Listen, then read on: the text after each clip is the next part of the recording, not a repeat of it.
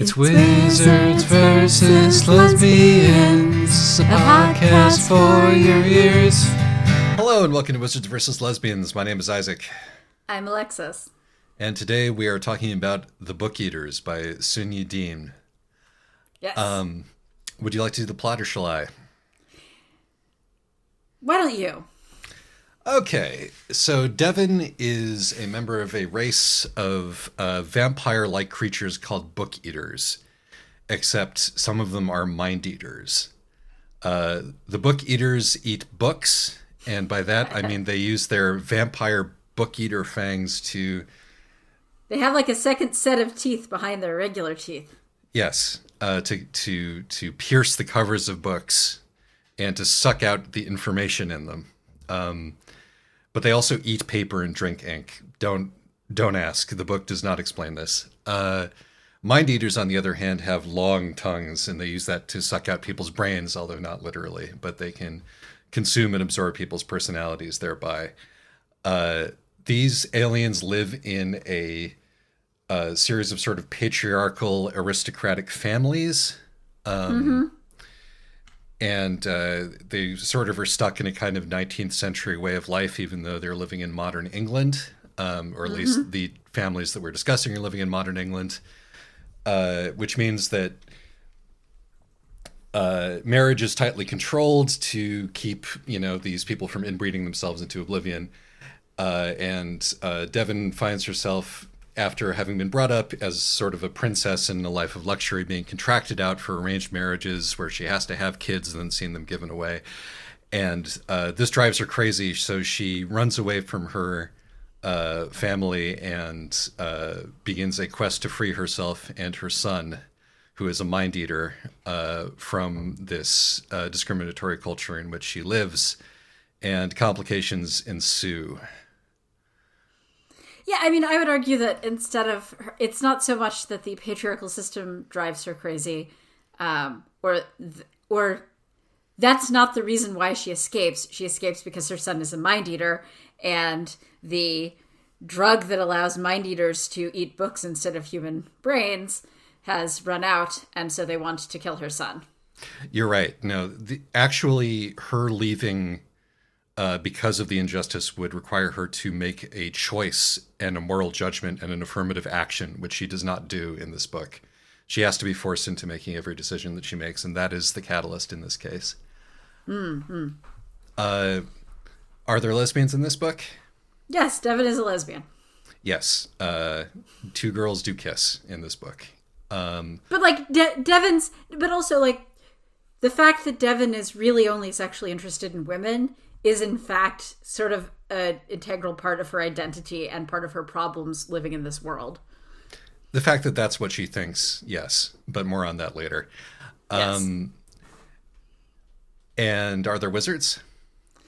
Well, there's an insane mind-eating cult leader. Yes, although he's more of a deuter antagonist, if that. But yeah, I mean, the patriarchal vampire... He certainly thinks of himself as a wizard-like figure. Yeah, he's definitely kind of a wizard, but he's one of our pathetic wizards rather than one of our, Yes. All controlling wizards. Yes. And yes, they are in conflict. Yes, very much. So why should you read this book?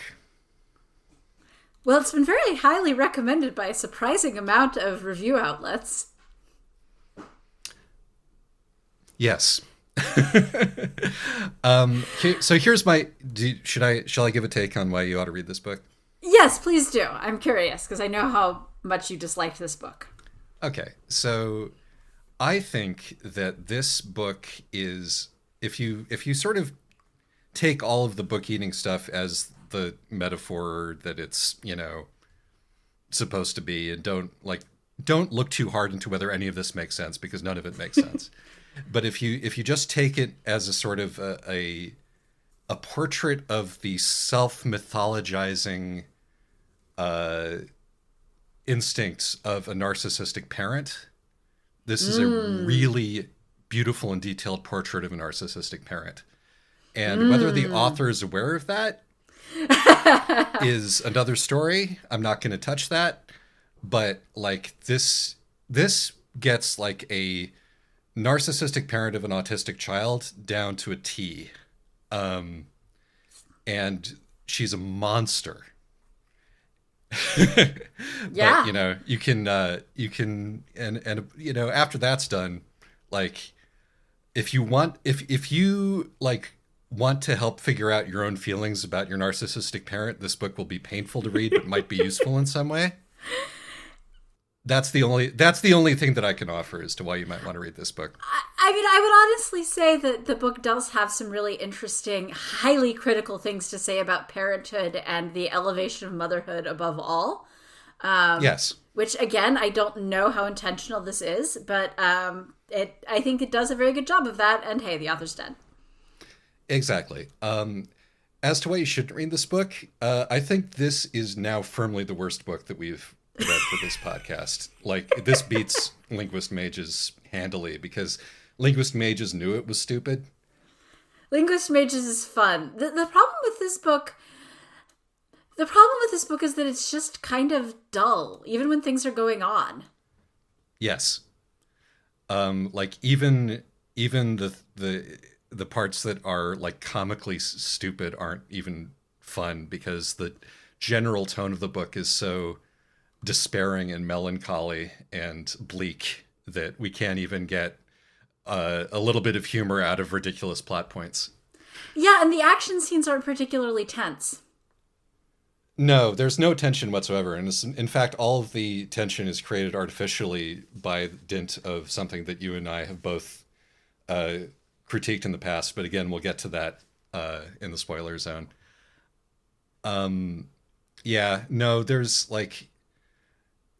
it's bad, folks. I mean, that's all that I can say. This is a real turd of a book. I would say that there's some interesting ideas floating around in it, just they don't really coalesce in a way that I found particularly satisfying. Yeah, no. I mean, the ideas don't seem to have been mediated at all.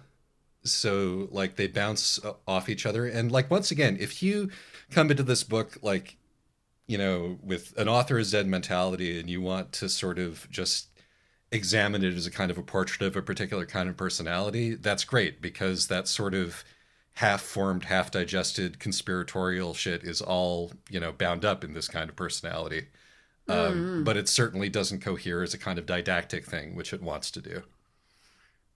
Which it might want to do. Again, author is dead. I don't know. So... Yeah. It's certainly the superficial reading of the book, it does not come off well. No. But some of the stuff is sufficiently well observed that I do kind of wonder if actually it is supposed to be much more critical of Devon and of motherhood in general than it seems to be. Yeah, it's like I've had that thought, and I had that thought repeatedly while reading this, and like I then sort of checked that against the general quality of the prose, the pacing, the characterization from everybody except Devon, and was left with the personal belief that anything good that comes out of this was by accident. So, yeah, it's this is definitely one where, because I do try actually not to pick too many books that we both really dislike, because I don't actually like when we just spend the entire time being mean. But at the same time, this one, like I said, has actually gotten a lot of positive critical recognition from both genre and more mainstream outlets. And so I think it's actually worth discussing, even if we both kind of didn't like it. Yeah, I mean, and like, as you said, this book touches a lot of stuff. I think that there's plenty to talk about.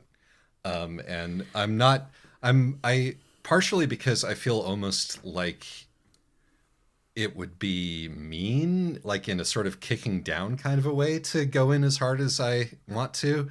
I'm going to try not to, just dunk. Yeah. That's not the most interesting way to approach this book, I think, which is why I want to approach it mostly as like this portrait of a particular kind of person. I agree. Content warnings. Lots of violence. I mean, people's Barely minds getting sublimated eaten. incest. Barely sublimated incest. Lots of minds getting eaten. Cults. Sexual assault. The worst mom. The worst mom. Well, a really bad mom anyway. Yes. And yeah, and just in general, horrible patriarchal society. An entire underclass of enslaved disabled people. Oh, there's also some human trafficking that mostly happens on the sidelines. Yeah. Murder and a lot of real callousness about murder as well. Yeah. Like, the author doesn't think it's such a big deal, apart from whatever trauma Devon personally feels. Honestly, Devon says doesn't seem to think it's that big of a deal. And, again, I think it's somewhat hard to distinguish between the author and the authorial voice. Because the authorial voice is very much embedded in Devon's perspective. And I do think that there's space for this book to be very much unreliable narrator. Well, it is in that we don't know everything that Devon does for a lot of the book. But putting that aside, I think that pretty much covers it. If you're sensitive to like TERF vibes, I think you might get some TERF vibes from this book. Certainly, like, where the line is drawn between radical feminism and trans excluding radical feminism, it's a cultural thing. But if you were to ask me why this has gotten such positive attention in the press, I might point in that direction. There is some weird biological essentialism going on here, to say the least. Yes. Shall we get on to talking about it? Let's.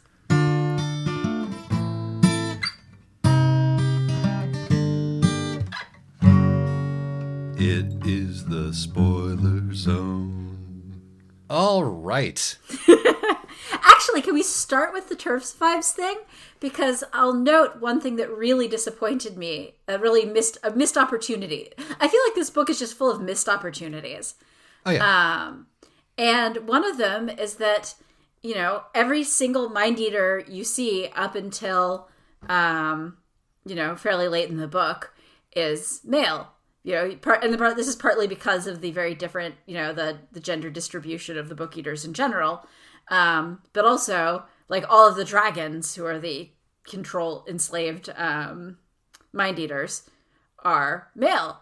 And so when you finally meet some female Mind Eaters, that would be a great opportunity for, some trans characters. But no, it's just that occasionally it turns out you can have female Mind Eaters. Well, but only when they're fraternal twins. What's her name did have her tongue docked. Hester, Hester, you could see some transness in there, but potentially. This book has a thing about penetrative I suppose organs. there isn't. That's true. I suppose you could also do a trans reading of the tongue docking, but. And how her brother it's wasn't willing to go there with her. Right. Well, it's but it's the fact that she makes a point of establishing that all of the female Mind Eaters are fraternal twins. Yeah, and there's this thing where she's squeamish about feeding her son women. Mm-hmm. Like, she's not squeamish about feeding her son like infants or like anybody else, basically, despite, her fake hand-wringing about it. But she has apparently managed to avoid feeding him any women at all, because she feels like that would be wrong over and above the murdering. Yeah, and it's hard to tell whether she feels like that would be wrong because, out of her sympathy with women, or because she doesn't... or female solidarity, or because, since the Mind Eaters, mind eating overwrites some of their personality, whether that would be, whether she's worried about overwriting her son's gender identity above, she does worry about somewhat, she tries to feed her son good people. Like, she makes a point of not feeding her son pedophiles. She does. This is established in the first chapter. I know, it's just really funny. It's just really funny. Like this book has that thing where it's like, and this is why I said sublimated incest before. It's, and why I was like, yeah, kind of lesbian. It's like Devon identifies as a lesbian because she's not attracted to adult men, and she's never really been around women her own age. Right, but she still thinks that she's attracted to women, despite like basically having only interacted with other women for very brief periods of time. This book does a thing that we've encountered before, where the relationship between the female protagonist and her love interest is essentially there is no frisson, there is no like flirtation. It's just like, oh, we're the two women who are available. We're going to kiss. Like, it's more clumsily handled than in most cases here, because it's like, oh, right, we're literally in the middle of a climactic action scene. I've never kissed. To kiss. Yeah, I've never kissed a woman before. Moi, Also the fact that, her son is like, and this is getting into the weird incesty things again. Her son keeps being like, she's your girlfriend. Yes. Because her son has, eaten the minds of many adult men. Yes, her son, her 5-year-old son, who is also simultaneously 20 adult men, the book writes about how he smells and about how warm his body is and about how he nuzzles up to her. And like, it's terrifying when he nuzzles up to her because he might be trying to eat his brain, but maybe brain, the way her brain, sorry, but maybe maybe there's another reason why it's terrifying when he nuzzles up against her ear, like that and the way this book thinks about parental love, which is this like white hot overriding obsession which justifies everything. Yes, which is, I will murder a baby for you. I will become a serial killer for you. Obviously, this is the only action. I mean, on the other hand, I suppose that is a little bit better than the general reading of, being the parent of a disabled child, which is, well, if I murder you, you deserved it. Yeah, I mean, she also has to stop herself from hitting him. And and it's nice that she does stop herself from hitting him. I will give the book that. And I will say that the dynamic where it's like you think your child is an adult, and because he can talk like a grown-up for reasons, and you therefore treat him like an adult and possibly like a very dangerous adult, and placate him with video games when you can't deal with him on any other level. It's very familiar to me personally.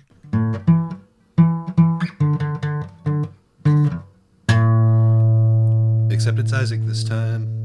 And I that will color my reading. There's nothing here that like I can't be objective about this book.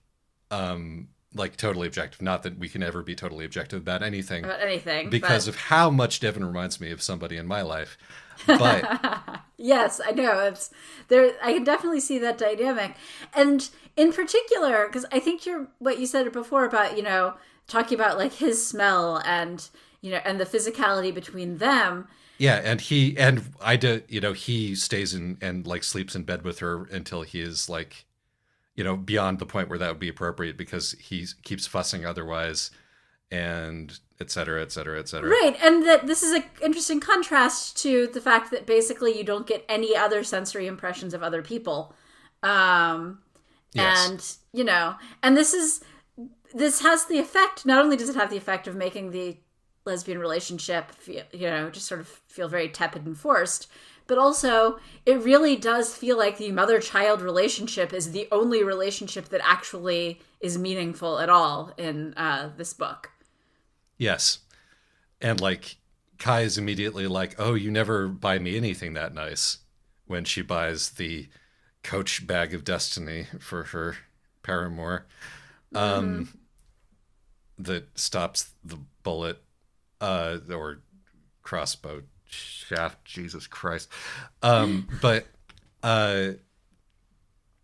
But yeah, no, it's the relationship between her and her son is weird, and like I will not accept. Oh, it's weird because of the the science fiction. No, because the science fiction is always a metaphor. And, Exactly. It's particularly you a know. metaphor in this book, which is all about eating stories and what those stories do to you. And like, Right. oh, you're, Like, as you're hurt, we pass on the hurt. As we consume stories, so we pass on the narrative. This is not accidental. These are the feelings yes. that are being explored here. And it's like, these are some hotsy-totsy feelings. I wish that I trusted the author, but I don't. Nothing is off limits in fiction, but there are subjects that if you address them, you ought to know what you're talking about. Nothing's off limits, but some things are harder than others. High tariff subject matter. And that's sort of that's sort of where I am with that. The other part of speaking, like circling back to the turf stuff, like I'm always suspicious of books where are like we are in the present time, but the character is for one reason or another experiencing a 19th century sexism.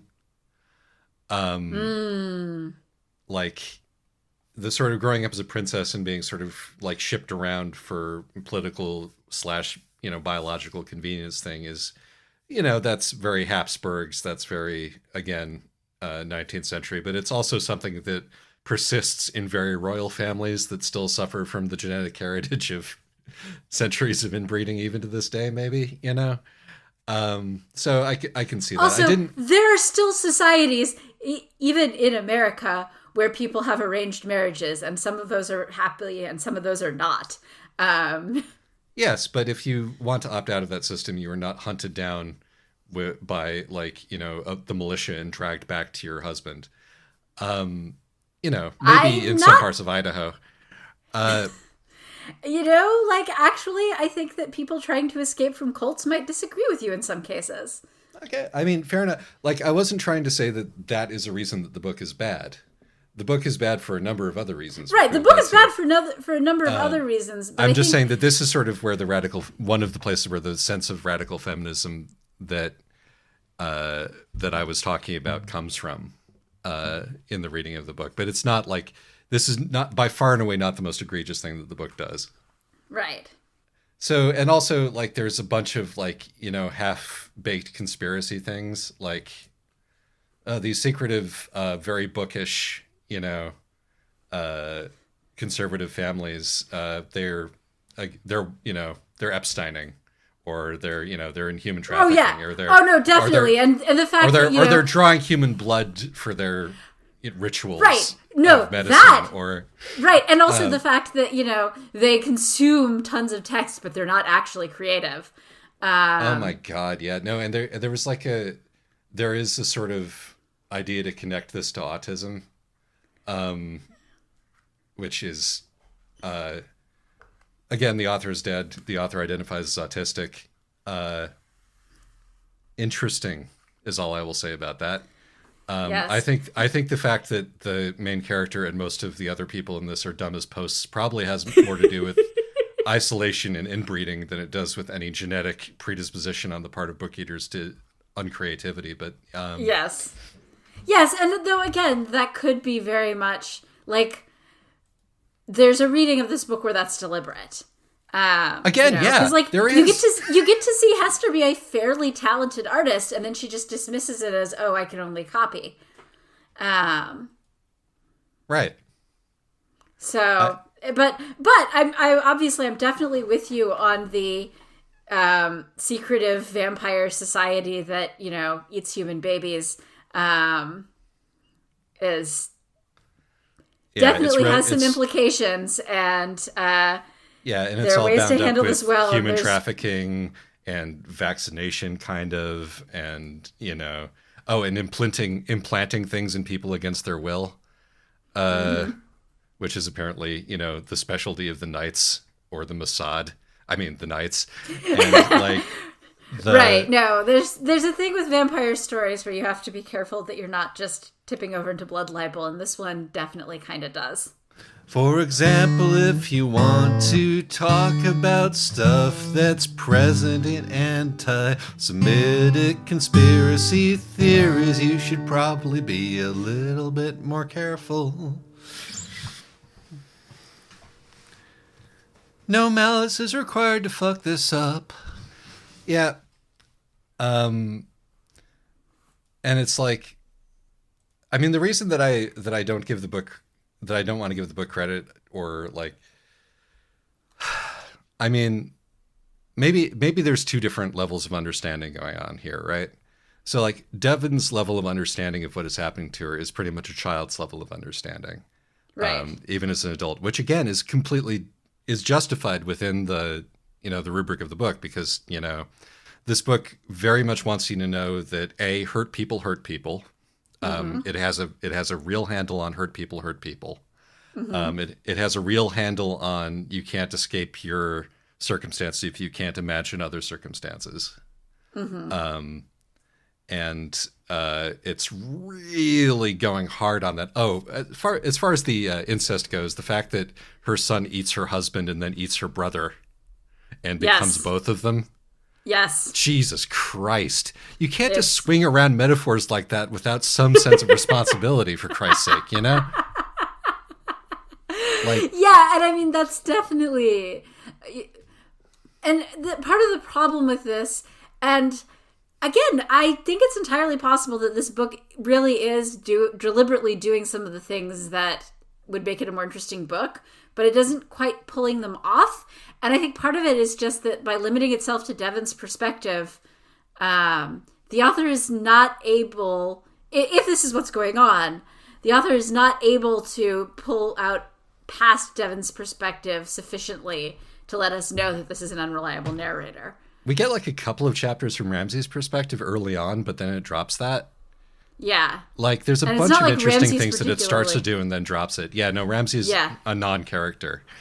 Also, the fact that, you know, and this is a strike against this book is more sophisticated than we're giving it credit for, is the thing at the end where, having eaten her brother's brain, her son tells her, "Don't worry, your brother secretly always knew it wasn't your fault." Right? I mean, it's like, again, you know, this is what the narcissist wants to hear. You know, Right. if this book might be very subtle, you know, and again, if we're going to read the book that way, all of the vampire shit has to be metaphor that the narcissistic person is playing inside their brains to justify their horrible activity. You know, Yes. they're murdering and so forth.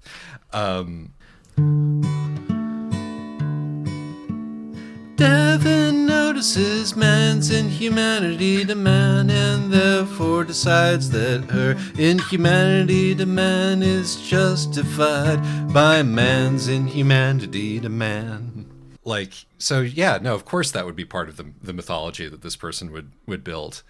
Another thing that counts toward that is that every time that, like, what looks like it might be a difficult moral decision comes up, and I mentioned this in the prelude a little bit, but it's always circumvented by convenient facts. Like, will Devon have to decide whether she's selling out the free mind eaters to save her son? No, because the free mind eaters are a horrible murder cult. Right. You know, will Devon have to kill her husband? No, her son will kill her husband. Will Devon have to break free? Kill her brother? No, her son will kill her brother. Her son will do and that. Then reassure her that it wasn't her fault. Right, exactly. Will Devon have to sell out? God, I've forgotten her name again. I'm sorry. Hester. Hester. Will Devon have to sell out Hester? No. All of that will sort itself out. You know, without Devon having to do anything.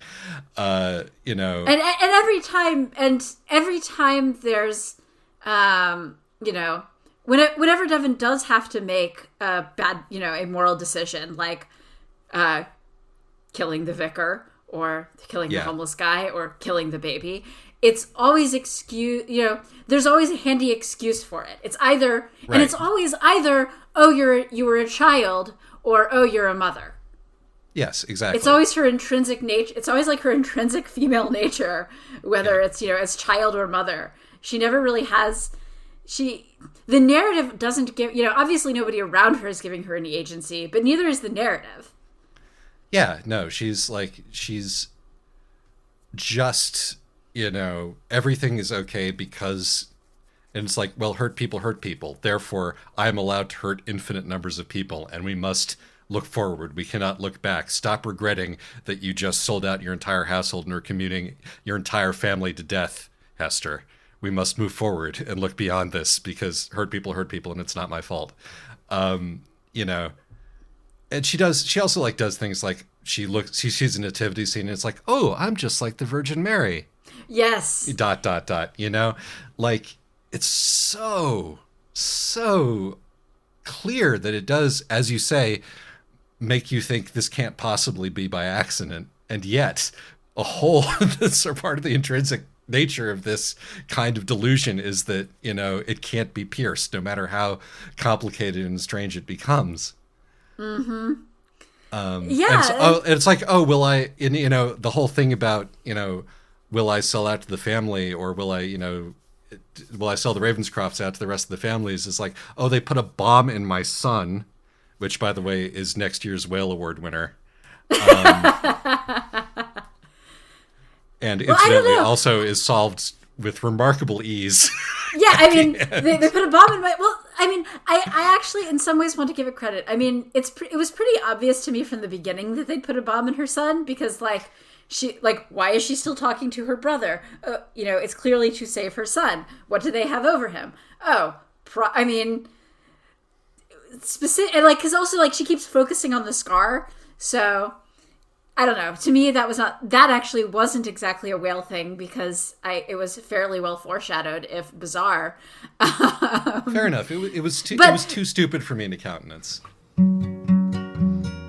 I thought maybe Devon was still talking to Ramsay because her loyalties were divided, but that would require her to be more interesting than she actually is. Fair, but I do have to give it credit, because as soon as you get to the one character in this book who has any sense of moral agency and any willingness to take initiative whatsoever, which is Jarrow, the asexual book eater, he's like, oh, we can just stick him in a Faraday cage. Right. Which is, indeed the obvious answer. I think one of the real missed opportunities of this book is that you have Jarrow, you have his sister, and you have Hester, all of whom are far more interesting people who have made far more interesting decisions and have done so to some degree voluntarily. Mm-hmm. And you never get any insight really into their heads because, as you point out, Devon is so self-absorbed. Yeah. I'm also going to put this in the bucket of books where, it does have a couple of good men in it. Yeah, it has. Although it's worth noting, one of them is asexual, and the other one is the crippled brown man who can't do anything to hurt her. Right. Mm-hmm. That was indeed exactly what I was going to say, and that does somewhat tie into your turf vibes, definitely. Yes, it does. So. I will note, though, this does definitely give us our classic Wislas queer desire as the revolutionary force, because the one thing that causes Devon to sort of start breaking out of the system is bonding with Jarrow over the fact that he's asexual and she likes girls. Yes. Yeah, no, again, That's her wording, by the way. She likes girls. I'm pretty sure, anyway. Lara Croft, her homosexual awakening was down to Lara Croft. Anyway,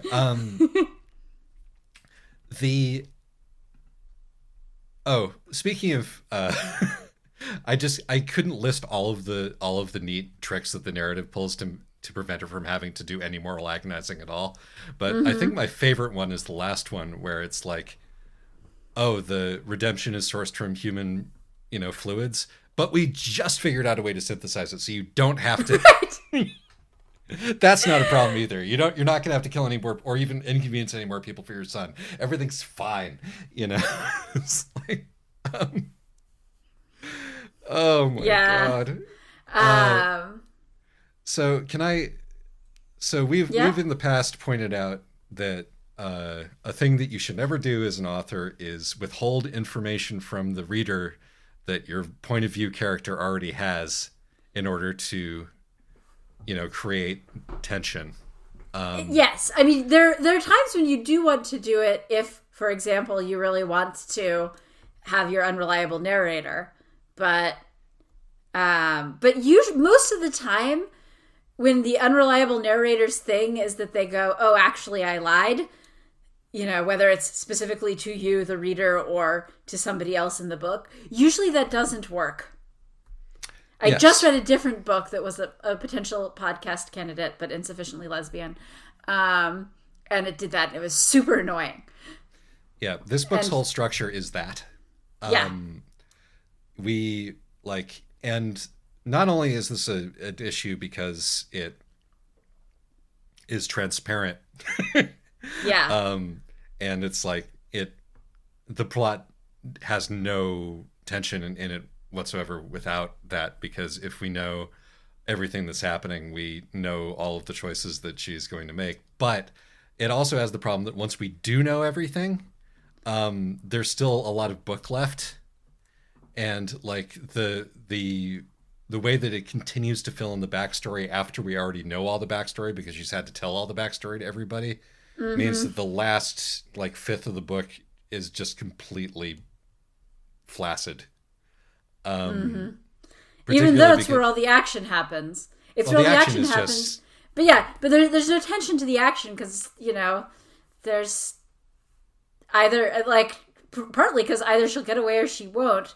Given the kind of book this is, you're pretty sure she'll get away. And even and whether or not she does, it's hard.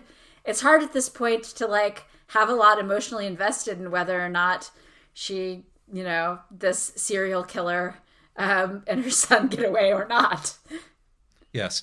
The tension in the last part of the book was heightened for me because I thought the book was a half an hour longer than it was, because the author chose to append an interview where she interviews the audiobook narrator, who is from a northern woman, a northern English, like Yorkshire woman. An interview which seems in large part to be about how the author wanted there to be, an authentic voice, and she is a non native English person from who anyway. But I think she's American. yeah, well, she's American by birth, lives in the Yes. UK. Grew up in Hong Kong. Right. So that's, I don't think the acknowledgments made it in still, although I could be wrong about that because I didn't listen to the whole thing. Do forgive me. But But this is I a was rare expecting there to example. be more book at But least. this is a rare example of the audiobook containing more paratextual materials than the print book. Yes. So there's Or at that. least than both the print book and the ebook, because I checked out both from the library. I would still go with the print book if I were you, because skimming is very important here. This is the only one I've done since I got up to 1.75 speed with Linguist Mages. I got up to 2 times speed with this one, and the one of the things that I gleaned from the interview is that the audiobook reader had never done an audiobook before, and it shows. I don't know if it's just coincidence that both books that I've had to run on double speed have involved high-speed downloads of information into characters' brains. Probably just a coincidence. Anyway, off to the even grumpier zone. Well, so one of the things that we talked about before actually doing the podcast is speculating about what is it that has made this book get such praise. Yes. Like, I've seen it on a couple of year-end, like, best book lists. I mean, and like I don't think that I mean, we've been talking about thematic stuff because that's the interesting thing to talk about, but I really have to stress how like poor this is from a technical standpoint. Like the Right, which prose for is me, honestly, was... subpar, Right, Yeah, which, go ahead. like, I have less... I had, like, less sort of visceral dislike for this book, perhaps because I was reading, I could skim it, but I mostly just found it kind of boring.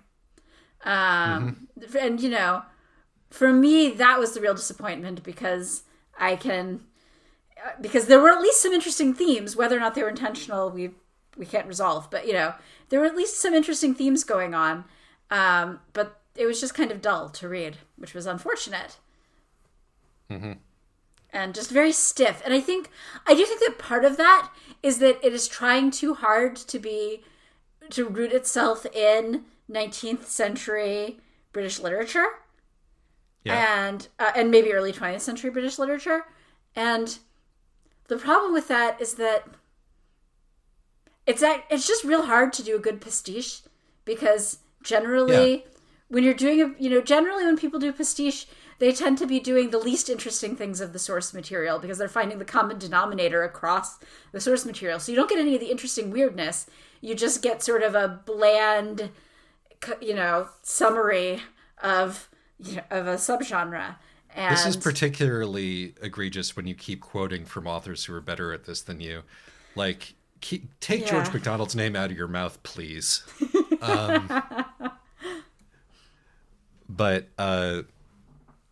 But yes, no, there is that, and there is, like, as you said, just sort of lack of characterization. There's the standard, like, saying both, not being able to decide what you want to say, and so just including both things that you wanted to say.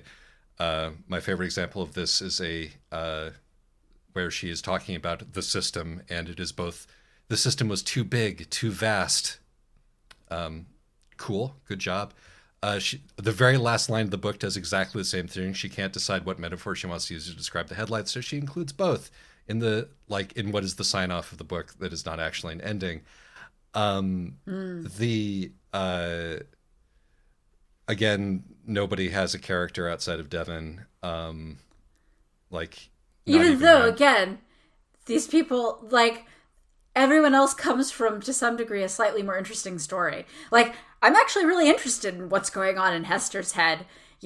She helps her brother plan a coup, then stays with him when he becomes a cult leader out of loyalty, submits to self-mutilation, even as her brother, volunteers for self-mutilation, and then feels somewhat betrayed that her brother doesn't do the same, and then falls in love with a serial killer.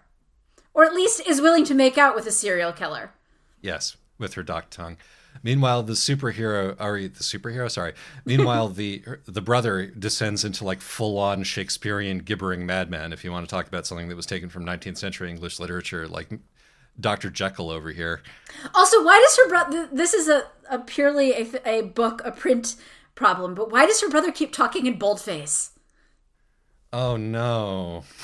I'm so sorry. Whenever he clicks over into his like cult leader rants, it switches into boldface. That's because it's the dad coming through.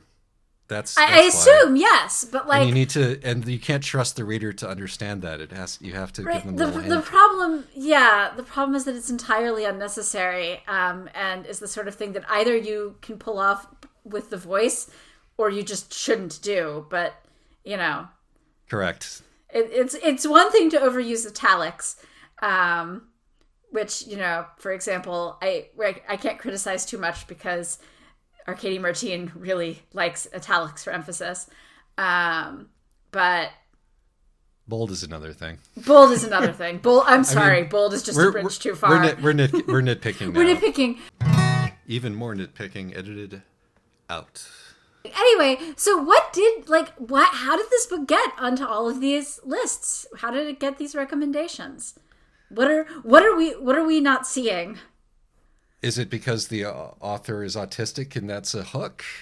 No, I don't think so. Is it because it's a book that speaks directly to mothers who are furious about having become mothers and would like to kill people and burn the system down because of what has been done to them? Maybe. I don't know. I mean, I'm not going to say, I don't think every person who's positively reviewed this book is a mother. Is it because this book treats women as though they're barely sentient, emotional, like, rage cannons, and there are a lot of men who are, happy to see that portrayed in fiction? I think also there's honestly a lot of women who are happy to see that portrayed in fiction as well, which is how we get back to the turf issue. Yes. I think that that's a big part of it. I think that this is, people can have, the Handmaid's Tale was one of its comps, I think, and it's a far less interesting and sophisticated Handmaid's Tale, but it has the thing that people tend to fixate on about the Handmaid's Tale, which isn't about, the unreliability of narrative and history, but is, the women are rage cannons who are, oppressed and have little or no agency. Yes. They're monstrous and must be controlled lest they go on a serial murder spree for the sake of their child. And they cannot and love is bad because they feel it too hard, because their brains cannot mediate love, and therefore it drives them to do evil and heinous acts, which are it's themselves justified by this love that is a curse that they cannot get rid of. Also, it does involve two girls kissing, so it must be progressive. So it's zeitgeisty. Yeah, exactly. It's progressive. I am so done with this at this point. Having done this podcast now for however long we've done it, I'm like, you can't make your regressive pile of garbage, now by making girls kiss in it. I think that, frankly, now books with lesbians in them should be subjected to extra scrutiny. This book definitely is kind of the Tumblr meme about, can't women do anything these days without being criticized? Yes. Good news. Your serial killer is a lesbian. Diversity win. Right. So, and I think another reason why, which a thing that makes both of us dislike this book, but makes a lot of people like it, is that it is 19th century pastiche. Because a lot of people who write book reviews are the sort of people who have read a lot of and, enjoy 19th century British literature. Yes. And also, honestly, despite the fact that nobody in this book can actually read except for the Mind Eaters, this is very much a book about, people who are really into reading. It's just, they turned it into this metaphorically devouring books, but this is definitely a sort of, yes, isn't it special, the relationship you have with books? Speaking of nitpicking, when a child eats a fairy tale, is that fairy tale consumed? Are there new pickup trucks full of fresh books pulling up to this isolated country house full of new editions of The Princess and the Goblin every week? Or did the author just not think this through? Yeah, there is that. It's sort of like movies about movies tend to do well at the Oscars, right? Yeah. And this is a book about books. It's just... And it's also a book about, But it's not critical of that. Yeah. But, the book is sort of... One of the points of this book is kind of like, I turned out this way because of the books. I don't have any personal agency because all of the narratives that I was fed, circumscribed my imagination. Books, in fact, rule my life. There are too many books and too many children in my house. But which, again, this could be a critical, a critique of current sort of reader culture and the way that people let being a reader, define their identity. Yes, and this book is satire that is so clever and incisive that you barely notice. But this is why we need satire tags on Twitter. Sorry, I'll cut that out. Yes, because who knows? Given how big our buffer is, who knows if there'll still be a Twitter by the time this thing airs. True. But it's. But I think part of the problem is actually that it's impossible to tell whether or not this is satire because the book really, much like being unable to choose between metaphors or choose between adjectives, this book can't quite decide if it wants to be satire or not.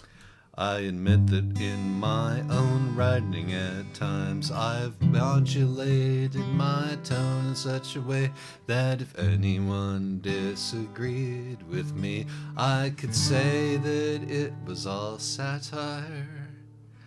This was not good for me to have done at the time, and it's not good to do here, assuming that's what's happening at all.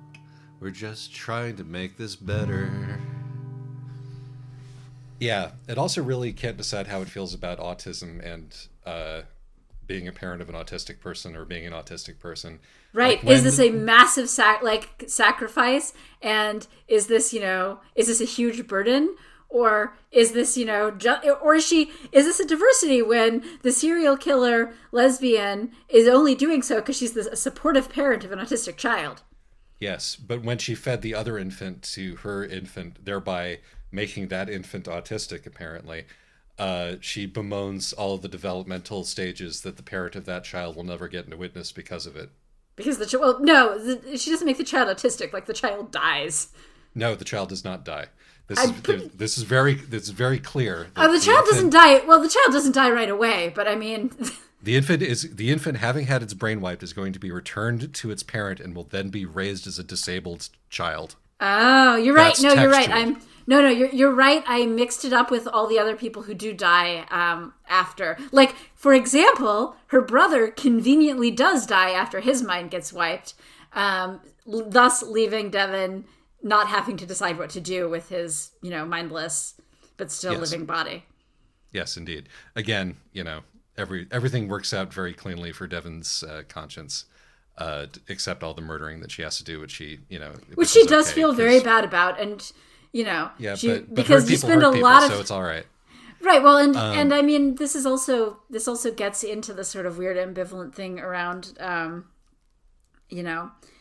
that you get sometimes when talking about disability issues, which is people, the parents of disabled children who really want being a parent to be this grand heroic thing that they're doing.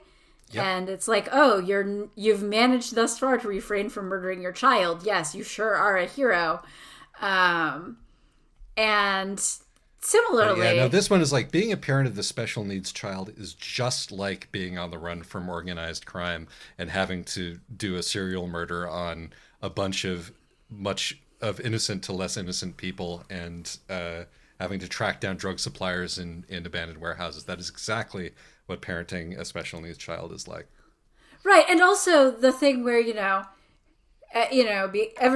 basically as soon as he starts eating brains and thus becoming a neurodivergent child, he never calls her mom again. Oh, the tragedy of it.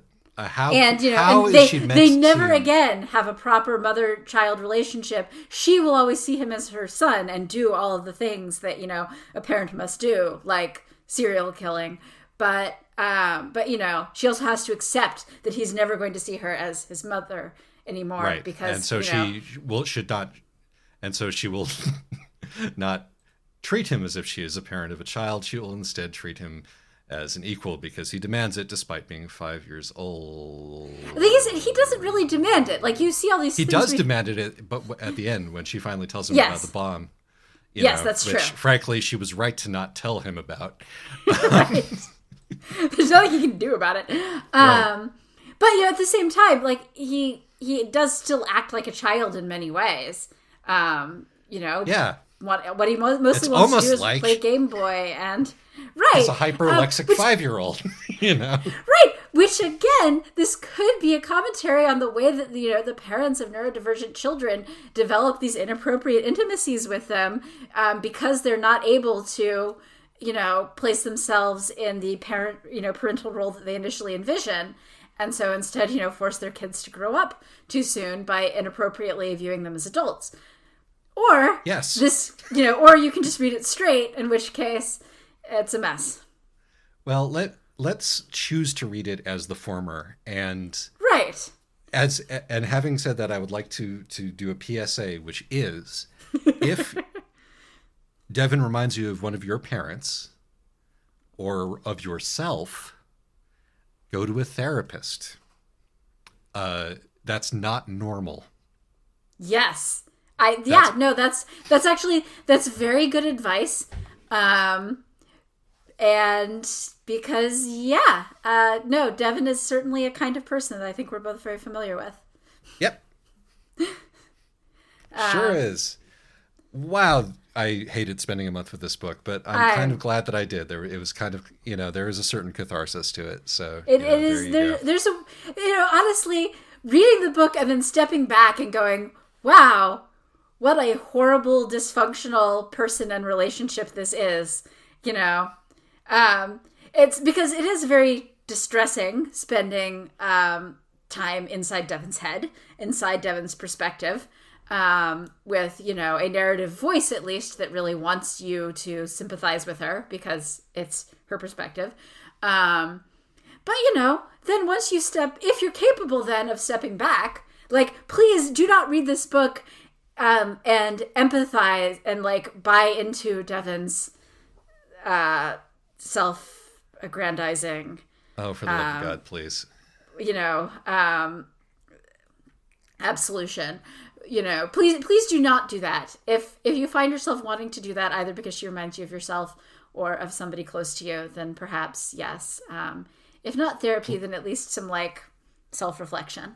Speaking as somebody who's part of the aneurotypical rainbow, Yes. We are all capable of learning. We do not have to continue to do the behaviors that hurt other people. Nothing that we have experienced justifies our continuing to hurt other people when we can stop hurting other people. The cycle has to stop somewhere. We do not actually have to absolve our parents. Yes, there is also that. If somebody has hurt you and is unwilling to stop hurting you, and justifies the fact that they are unwilling to stop hurting you with all the trauma that they incurred, and honestly, let's use the word trauma an awful lot. Honestly, if somebody has hurt you that badly, you don't have to forgive them, and you certainly don't have to tell them that actually it wasn't really their fault. Yes, particularly not after your brain has been sucked out. Right. But yes. So if you have been affected by any of the issues that we have discussed today, please seek out a mental health professional and discuss it with them. I did not intend to turn this podcast into an after-school special on being a child. I don't know how else it could have gone. Honestly, this book was really on the nose for me. No, yeah, definitely. For me too. It's just For me, it is still a fascinating puzzle of, was this deliberate? But then again, I guess that's also the kind of question that you always find yourself asking about that sort of person. Oh, very good. Very, very good. It's the kind of thing that I often have found myself trying to assert in the face of criticism of things that I like also. So I tend to second guess it when I'm like, oh, but it's an elaborate satire. It's like, no, Isaac. It's true. Sometimes you want to make excuses for something and they're not actually supportable. Yes. And I'm not in the mood to make excuses for this one, which actually makes me more liable to support it because my dislike of it was so visceral. It is entirely possible that if I were coming at it from a more objective standpoint, I could view it as a kind of critique of Devin. But some part of me just doesn't think. Yeah, I know, but some part of me really doesn't think it's the case. I always want things to be more interesting. But yeah, well, anyway, on that cheerful note, what are we doing next time? Probably. I'm